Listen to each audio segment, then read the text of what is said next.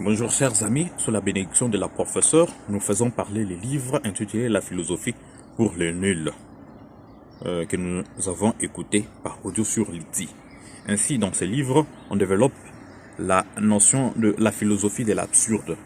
L'absurde qui est l'opposé de la raison. En effet, l'absurde renvoie à ce qui contrevient au principe de la raison, que cette raison soit d'ordre logique ou pratique, car la logique se rapporte à l'ordre du rationnel, mieux à l'idée de la non-contradiction, car la philosophie est la recherche des premières causes et des premiers principes.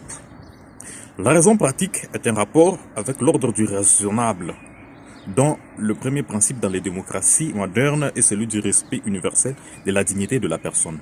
Ainsi, le racisme, même appuyé sur des apparences scientifiques, demeure absurde. Nous déclarons absurde ce qui nous choque, car dans le langue courant, nous disons absurde une idée, un discours, un comportement qui nous scandalise et qui constitue un jugement négatif à ce qui est de plus opposé à nos idées, à nos croyances ou nos valeurs. C'est ainsi qu'Albert Camus a rendu célèbre la philosophie de l'absurde, car il n'entendait par là que rien n'avait de sens, mais qu'il y avait entre l'existence de l'homme et la compréhension du monde d'une part et le monde par lui-même d'autre part une étrange idée irréductible. Car c'est une philosophie existentielle dont l'idée centrale est la contingence de l'existence, une absence de nécessité, existence ou absence qu'est-elle est ou non exister. L'absence d'essence signifie que l'absurde est ce qui est dénué d'essence.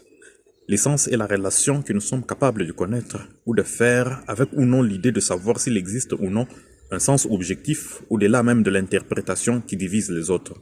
Car entre les idées et les valeurs que nous avons et la réalité que nous expérimentons, une phrase n'a de sens que si son contenu a un rapport avec ce que nous connaissons exister dans la réalité. Ainsi, si on dit par exemple que hier je serai parti, c'est une phrase dénuée de sens, car on ne peut pas combiner le présent et le futur. Ce qui n'a pas de sens peut avoir une signification, car il est possible de faire comprendre quelque chose par des phrases qui n'ont pas de répondant dans le réel et qui néanmoins évoquent dans notre esprit une idée ou une situation.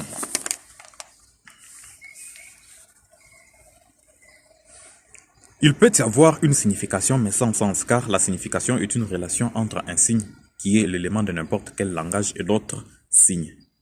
Ainsi, la définition d'un mot dans les dictionnaires donne la signification au mot.